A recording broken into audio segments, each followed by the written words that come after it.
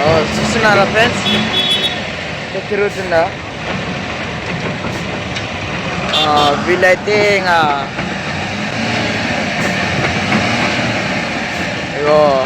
ఇంకా బండి అయితే ఇరకపడ్డది.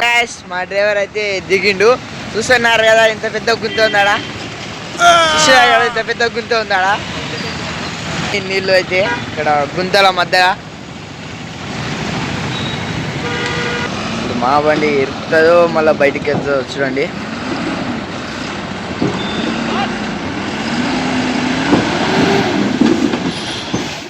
So hi friends, welcome to the RK truck blogs.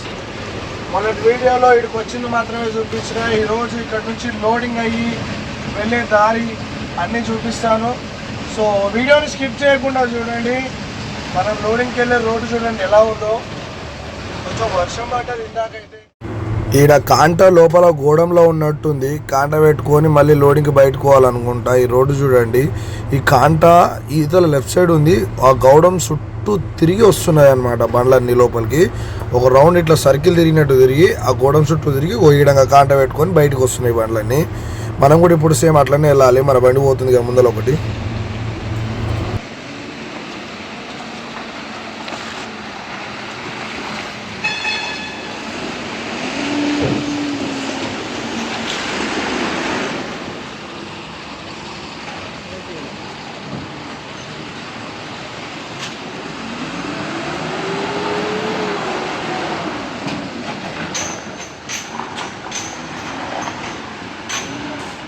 కాంట పెట్టుకొని అయితే పోతున్నాం. కాంటకాడ అయితే రెండు డేంజర్ ఉంది మొత్తం. మన బండి ఒకటి ముందర పోతుంది, దాన్ని ఫాలో అవ్వకుండా పోవాలి మనం. ఎందుకంటే లోడింగ్ పాయింట్ ఏంటో నాకు కూడా తెలియదు. ఆడైతే 2-3 తాళ్ళ గిల్లెలు కూడా తిరిగినాయి. మరి పోర్ట్లకి అయితే ఎంట్రీ అయిపోయినాం మేము. పోర్ట్లకి అయితే పోర్ట్లో వీడియోస్ కానీ సెల్ ఫోన్ మాట్లాడుతూ డ్రైవ్ చేయడం కానీ ఇవన్నీ అవాయిడ్ చేస్తారు, ఫైన్ వేస్తారు. అండ్ మనం వీడియో తీస్తున్నట్టుగా వాళ్ళు కన్నా చూసిరు అనుకో మనకు దెబ్బడిపోతుంది. కాబట్టి వీలైనంత వరకు నేను ఫోన్ అవాయిడ్ చేస్తా. వీలైన కాడ మాత్రమే రికార్డ్ చేసుకుంటా. నేనైతే మా ముందు పోయే బండి మిస్ అయింది, మాకు కనిపించలేదు. మేమేమో 25 స్పీడ్ లిమిట్ మెయింటైన్ చేసుకుంటూ పోతున్నాం. ఎందుకంటే 20 స్పీడ్ కంటే ఎక్కువ పోతే కేసు రాస్తారు. ఈడ అన్ననేమో కంటికి కనిపించకుండా పోతుండు, దేవులాడుకుంటూ పోవాలి మేము. బాలాజీ కాంటకాడికి అయితే రమ్మన్నారు. ఒక ఆయనకు ట్రాన్స్పోర్ట్ ఆయనకు ఫోన్ చేసిన, అన్న కనిపించకపోయేసరికి ఆడికైతే పోతున్నాం. ఆడిపోయినాక డైరెక్ట్ కలుస్తాం. సో లోడింగ్ చేసినప్పుడు అయితే రికార్డింగ్ అవైలబుల్ లేదు, అందుకని నేను సీక్రెట్గా రికార్డ్ చేస్తున్నా. సో 2 బండ్లు లోడ్ అయ్యి పట్టాలు కట్టుకున్నాం అనమాట. ఇదేమో మాతో పాటు 555 బండి, ఇదేమో మా బండి. 2 బండ్లకి పట్టాలు కట్టేసినాం. అన్న బండికి ఒక్కడే ఉన్నాడు కాబట్టి ముగ్గురం కలిసి 2 బండ్లకు పట్టాలు కట్టేసినాం. పేపర్ల కోసం వెయిట్ చేస్తున్నాం. పేపర్లు రాగానే ఏడ బంకుంటే అలా డీజిల్ కొట్టించుకొని ఆనే స్నానం చేసి బయలుదేరుతాం. పేపర్లు వచ్చిన తర్వాత బయలుదేరేదే. అదీరా అదీరా అదందీరా అదందీరా.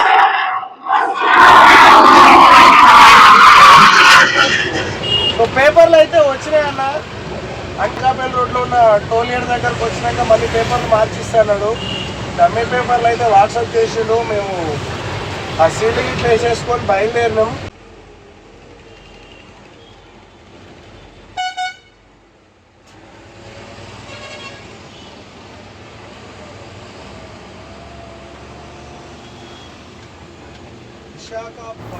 ఇది వరకు అయితే మేము ఈ రోడ్లో నుంచే పోయేటోళ్ళము ఇంతకు ముందుకైతే. ఇప్పుడు ఆడేదో రోడ్డు వర్క్స్ నడుస్తున్నాయని చెప్పేసి ఆ గేట్స్ అన్ని క్లోజ్ చేసారు. కాబట్టి ఆడంగా ఓనిస్తలేరు. ఇప్పుడైతే అదంతా క్లోజ్ చేసి పడేసారు. ఈ నుంచి ఫ్లైఓవర్ ఎక్కినామని మేము పొద్దుగాల అదే ట్రాఫిక్ టైం చూసాం. మేము కూడా అదే ట్రాఫిక్ టైంకి బయటపోతున్నాం. ఫుల్ ట్రాఫిక్ అయిపోయింది అసలు. నాకు తెలిసి ట్రాఫిక్లో నుంచి బయటపడడానికి మ్యాక్సిమం చీకటి అవుతుంది. ఇప్పుడైతే 6 అవుతుంది టైం దాదాపుగా. ఈ ట్రాఫిక్లో నుంచి బయటపడ్డాకే ఖచ్చితంగా 6:30-7 ఖచ్చితంగా అవుతుంది. నా ఎక్స్పెక్టేషన్స్ ప్రకారం చెప్తున్నా. లాంగ్ వెహికల్స్ ఈయనే ట్రాఫిక్లోనే యూటర్న్ చేస్తున్నారు. ఇక స్కూల్ బస్సులు వచ్చే టయానికి కాబట్టి వాటికైతే అడ్డమే లేదు. మనం లెఫ్ట్ సైడ్కి వెళ్ళి పోవడం better. My left hand gate ration మనం లెఫ్ట్కి వెళ్ళిపోదాం అనుకునేసరికి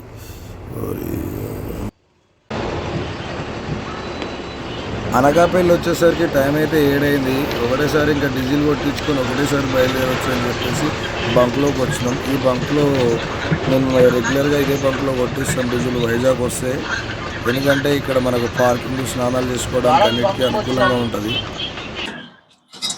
ఫుల్ టైం కొట్టించుకున్నాం అనుకో అలా మహారాష్ట్రలో కొట్టించుకోవచ్చు. డీజిల్ కొట్టించుకొని అడ్వాన్స్ తీసుకొని క్యాష్ ఇస్తారా అన్న ఇక్కడ? ఏటీఎం ఏమైనా ఉందా ఇక్కడ?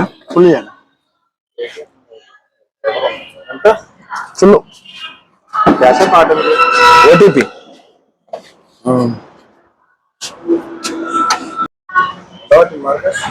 270 పట్టింది. 270 పట్టింది. ఇంకా పడుతుంది. అయిపోయిన తర్వాత మైలేజ్ చెక్ చేద్దాం. మొత్తం నిండిందా? నిండింది. ఓకే, మొత్తం 285 లీటర్లు పట్టింది. సో 287 లీటర్లు పట్టింది మనకు డీజిల్. మన రీడింగ్ వచ్చేసి 877 కిలోమీటర్లు పట్టింది. ఒకసారి మైలేజ్ చెక్ చేద్దాం. అంటే 3 వచ్చింది మైలేజ్. బెటరే కానీ ఇంకొంచెం రావాలి, ఎందుకంటే ఓనర్ ఫీల్ అవుతాడు. కొంచెం మైలేజ్ వస్తే బాగుంటుంది. సో ఇప్పుడు న్యూట్రల్ చేస్తున్నా నేను. ఎన్ని కిలోమీటర్లు వద్దో చూద్దాం.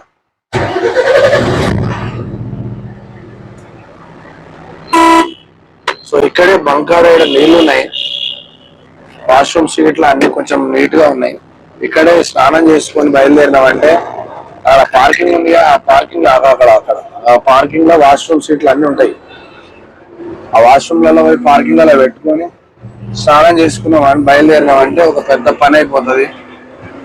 ఎందుకంటే మళ్ళీ రేపు ఎక్కడైనా కుదురుతుందో తెలీదు. స్నానాలు చేసిన తర్వాత ఇక్కడ నీళ్ళు అవైలబుల్గా ఉన్నాయి కాబట్టి అద్దాలు ఇట్లా బండి మొత్తం క్లీన్ గడిగిస్తున్నాం. మార్కస్ తోటి కొంచెం నీట్గా గడిగిరా అని చెప్పిన వాడు సరే గడిగనే గడిగాడు. దగ్గరుండి గడిపించిన అందుకని ఇక బయలుదేరదాం. సో ఎప్పుడు కాదు, స్నానం చేసి బండి కడుక్కున్నప్పుడు మాత్రమే వెలిగిస్తూ ఉంటాం. ఎందుకంటే నీసు తల్లి పోయేంత వరకు జర్నీ సేఫ్ గా నడవాల్సిందిగా కోరుతున్నాం. ఎటువంటి ప్రమాదాలు లేకుండా అంత హ్యాపీగా జరగాలని కోరుకుంటూ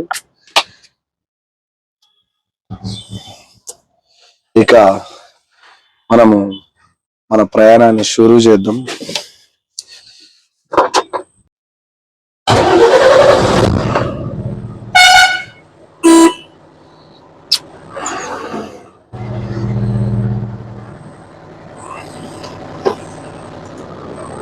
ఈ బంకులు అయితే మంచిగా ఉంటది ప్లేస్. ఎప్పుడు వచ్చినా మంచిగా స్నానం చేసుకుంటాం. ఎప్పుడు వచ్చినా స్నానం చేసుకొని అసలు డే టైంలో వస్తే బట్టలు గిట్టలు అన్ని ఉతుక్కునేట్టు వాళ్ళం. కాకపోతే డే టైం రాలేదు మేము. కనిపిస్తలేదు అయ్యా. సో కొంచెం రోడ్ ఎక్కేటప్పుడు జాగ్రత్తగా చూసుకొని బయలుదేరాలి. ఇక్కడ హెవీగా వస్తాయి బండ్లు.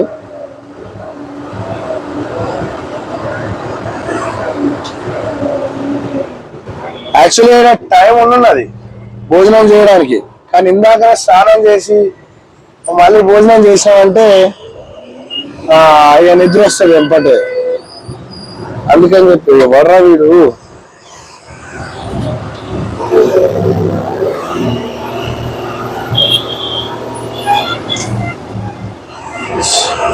సో మధ్యలో ఏదైనా ఇంకొక గంట కానీ అరగంట కానీ దూరి ఎక్కడ ఆకలిస్తే అక్కడ ఆపి భోజనం చేసి నెక్స్ట్. కానీ ఈ రోజు మార్గస్ గారు వండుకుంటే మాత్రం అని ఈపులో తగులుతాయి. రాత్రి అక్కడ మేల్కుండ్రా అని 3 గంటల వరకు నేను మేల్కుండి సరే పడుకోని అని చెప్పి 3 గంటల వరకు మేల్కుండి సరే లేచి మేల్కుండ్రా అంటే ఎప్పుడో 10కి వండుకున్నాడు వాడు. 10కి వండుకొని లేరా కాసేపు మేల్కుండ్రా అంటే ఏడ మేల్కుంటాడు? పన్ను అన్నాడు రోస్ట్ వాడు. వాడు ఎన్ని రోజుల తర్వాత స్నానం చేసినాడు? వాడు కాదు వాడు ఎన్ని రోజుల తర్వాత స్నానం చేసినాడు? 2 వారాలు అనుకుంటా అంట. వాడు డ్యూటీకి 2 వారాలు అవుతుంది. సో అనకాపల్లి నుంచి డీజిల్ కొట్టించుకొని ఒక 20-30 కిలోమీటర్లు రాగానే మనకు ఎదురుగా బాలు ఇట్లా కలిసారు. మాతో చాలా ఫ్రెండ్లీగా ఉంటాడు బాలు. ఆ బాలు కానీ వాళ్ళ బ్రదర్ అంజి కానీ. కాకపోతే సరదా కాసేపు ఆగి టీ తాగి మన మార్కస్ను బాలకృష్ణ కూడా ఇద్దరు బాగా టైంపాస్ చేసి బాగా ఫన్నీగా ఆడుకుంటారు. అయిపోయిన తర్వాత మేము బయలుదేరుతాం ఇక్కడ నుంచి. లోపల రా. సో ఈ ప్రతిపాడు దాటినాక ఒక ఏటీఎం దగ్గరకు వచ్చాం. ఎందుకంటే పైసలు లేవు మా దగ్గర, క్యాష్ అస్సలు లేవు. ఏటీఎం లో డబ్బులు డ్రా చేసుకొని బార్డర్లలో పైసలు ఇవ్వాలి వాళ్ళకి, లేకపోతే వదలరుగా. సో అందుకనే ఏటీఎం కోసం ఎంతసేపు వెయిట్ చేసిన. ఇది గారు సో ఒక 4000 క్యాష్ తీసుకుంటున్నా. ఎందుకంటే ఎక్కువ తీసుకుంటే కొంచెం ప్రమాదం. ఎప్పుడు ఏ టైం ఎట్లుంటుందో తెలియదు. అకౌంట్ ఉన్నంతసేపు సేఫ్ ఉంటాయి. బయటికి రానా నువ్వు ఇయ్యనా? బలంగా పట్టుకో. 1 2 ఓకే. అయితే యాక్చువల్గా ఏటీఎం మీద కూడా నమ్మకం లేదు ఈ మధ్య కాలంలో. ఎందుకంటే రాత్రి జంగారెడ్డిగూడెం దాటగానే ఫుల్ నిద్ర వచ్చింది, బండి అటు ఇటు పోతుందని చెప్పేసి స్నానం చేసినా కదా. స్నానం చేసిన గంటకే అన్నం తిన్నాం. ఫుల్ నిద్ర వచ్చేసింది. మార్కస్ని మేల్కొంచి నేనైతే పడుకున్నా.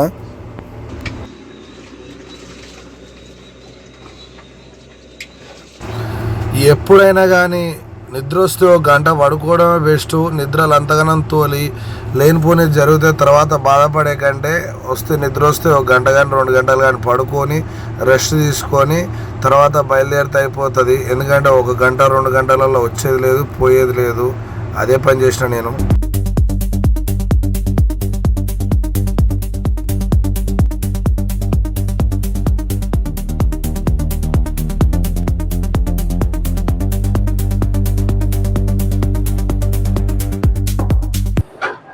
సో ఫ్రెండ్స్, ఇక్కడైతే మనకు కొంతమంది సత్తుపల్లి దగ్గరలో ఫాలోవర్స్ కలిసారు. వీళ్ళతో మాట్లాడి కాసేపు అయినాక అయితే బయలుదేరదాం.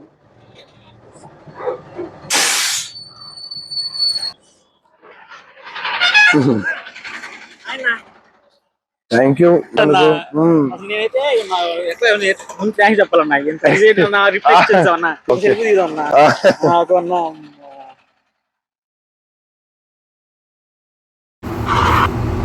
సో నాకైతే చాలా హ్యాపీగా అనిపించింది. ఎందుకంటే మనం అంత తోపులం కాదు, పెద్ద సెలబ్రిటీలం కాదు. అయినా సరే మన నరసింహ బ్రదరు నన్ను కలవడం కోసం వచ్చి నన్ను కలిసి నాతో ఫోటో దిగినప్పుడు నాకు చాలా హ్యాపీగా అనిపించింది. ఎందుకంటే ఎదిగిన తర్వాత సపోర్ట్ చేసే వాళ్ళు వేరు, ఎదిగాక ముందుకు సపోర్ట్ చేసే వాళ్ళు వేరు. ఈ విషయంలో అయితే నేను చాలా సంతోషపడ్డా. ఎదిగినాక ఎవరైనా సపోర్ట్ చేస్తారు, కానీ ఎదిగే దారిలో ఉన్నప్పుడు మాత్రం ఎవరూ సపోర్ట్ చేయరు. చాలా థ్యాంక్స్ నరసింహన్న. నువ్వెంత హ్యాపీగా ఫీల్ అయ్యావో నీకంటే నేను ఎక్కువగా హ్యాపీగా ఫీల్ అయ్యాను. కల్లూరు కాడైతే ఆపినాం. ఎందుకంటే కూరగాయలు సరుకులు ఇట్లా తీసుకుందామని. మా దగ్గర అయితే అన్నీ ఉన్నాయి, కానీ బియ్యం ఒకటి లేవు. ఒక 5 కేజీల బియ్యం తీసుకున్నాం. దాంతోపాటు పచ్చడి కట్టించుకుంటున్నాం. ఇక్కడ కల్లూరు దగ్గర చికెన్ పచ్చడి బాగా ఫేమస్ ఉంటుంది, అందుకనే చికెన్ పచ్చడి తీసుకుంటున్నాం. 2 డబ్బాలు చికెన్ పచ్చడిను, ఒక గోంగూర పచ్చడిను తీసుకున్నాం.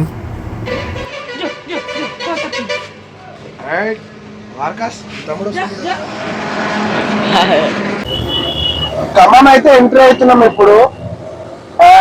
ఖమ్మంలో టాటా షోరూమ్ దగ్గరికి వెళ్ళి డెఫాల్ తీసుకోవాలి. డెఫాల్ బకెట్స్ కానీ లేకుంటే లూజ్ కానీ షోరూమ్ ఇట్కెళ్ళి ఏడవుందో మరి. నేను ఎప్పుడు రాలేదు ఖమ్మంలో టాటా షోరూమ్కి. అడగాలి ఎవరికైనా, అడిగి షోరూమ్ ఎక్కడుందో అక్కడికి వెళ్ళి డెఫాల్ తీసుకోవాలి. మనకి డెఫాల్ లేదు. కూరగాయలు ఉన్నాయి, ఏదైనా వండుకుందాం అనుకుంటే ఏదైనా వండుకోవాలి ఇప్పుడు. కానీ ఖచ్చితంగా ఖమ్మం దాటగానే ఆపి వండుకుంటే అయిపోతుంది. ఇక్కడికి వెళ్ళి టాటా షోరూమ్ ఎక్కడుందో కనుక్కోవాలరా.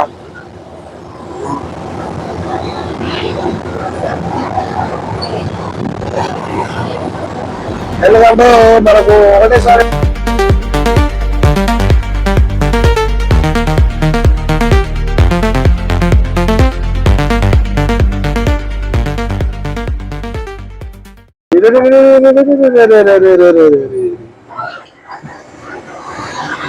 ఏడు పోతున్నాయి.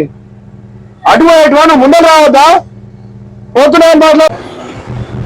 ఇప్పుడు సిగ్నల్ కాడ అడ్డ వాళ్ళు ఉరికొస్తాను. ఇక దాంట్లో అందులోని సర్కిల్ రౌండ్ సర్కిల్ ఉండడం వల్ల మార్జిన్లకు కటింగ్లకు ఇబ్బంది అయిపోతుంది.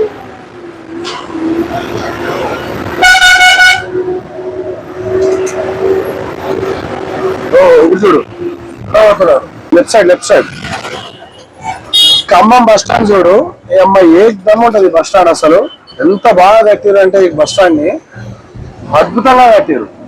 ఏవేకు పల్లెటూరులో పోయే బస్సులు ఒక సైడ్ ఆగుతాయి, డిస్ట్రిక్ట్ లకు పోయే బస్సులు ఒక దిక్కు ఆగుతాయి. చేసుకో మేము కూడా ఉన్నామన్న వర్షాల కారణంగా చాలా అంటే చాలా ఎక్కువ వచ్చినాయి అన్నమాట ఖమ్మం బ్రిడ్జ్ ఇది. కాకపోతే ఈ బ్రిడ్జి శాంక్షన్ అయిందంట, ఇంకో బ్రిడ్జ్ వేస్తున్నారని తెలిసింది. ఓ ఇందాక చెప్పినట్టే చూడు, గొర్రెలు చూడు రోడ్డు మీద మొత్తం మేపుతున్నాడు. సరే ప్లేస్ లేదు కాబట్టి ఒక సైడ్ మేపుకుంటే పర్లేదు, ఆయన అయితే రెండు పక్కల మేపుతున్నాడు. మరి ఎదురుకొచ్చే బండ్లు ఎట్ట పోవాలి, లోపలికి వచ్చే బండ్లు ఎట్ట పోవాలి. ఇటు సైడ్ కూడా మేపుతున్నాడు, సైడ్ కొట్టానంటే సైడ్ కొడతలేడు.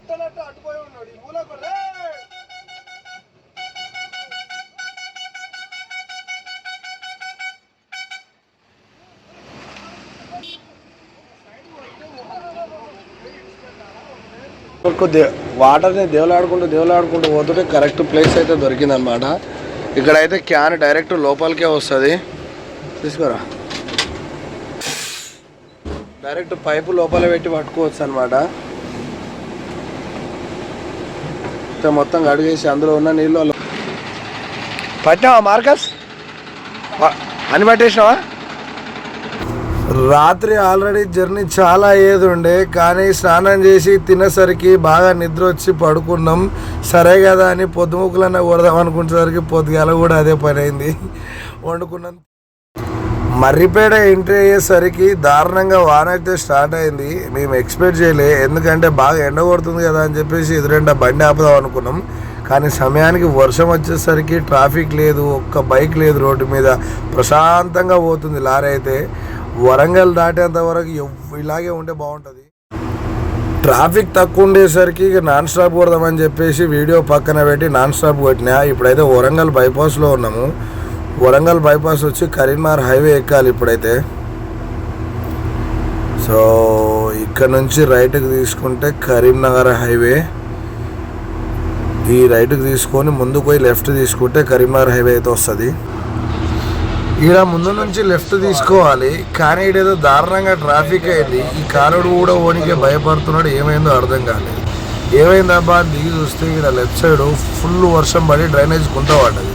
కాసేపు అయితే ఆ స్కూటర్ కూడా కింద పడుతుండే. ఆడనే బండి దానిలో గడుతుంటే మళ్ళీ వెనుకునైనా బట్టి గుంజి బయటికి తీసాడు. ఆల్రెడీ ఆ ముందర లారీ తిప్పలు పడుతూనే ఉంది అప్పటికే. ఎందుకన్నా జర చూసుకొని పోండి, వర్షాకాలం డ్రైనేజ్ గుంతలు అవన్నీ ఉంటాయి కదా, కొంచెం నిమ్మలంగా పోతే అయిపోతుంది. ఎందుకంత తొందర? మా డ్రైవర్ అయితే దిగిండు. చూస్తున్నారు కదా ఇంత పెద్ద గుంత ఉందాడా, చూస్తున్నారు కదా ఇంత పెద్ద గుంత ఉందాడా, చూస్తున్నారు కదా ఇంత పెద్ద మొక్కలు ఉన్నాయి. గూగుల్ మ్యాప్ నమ్ముకొని వచ్చినాం. సో మ్యాప్ చూపిస్తుంది కదా దగ్గరనే 2 కిలోమీటర్స్ చూపించిందని చెప్పి వచ్చేసరికి ఇది చూస్తే మొత్తం గల్లీలోకి తీసుకొని వచ్చింది.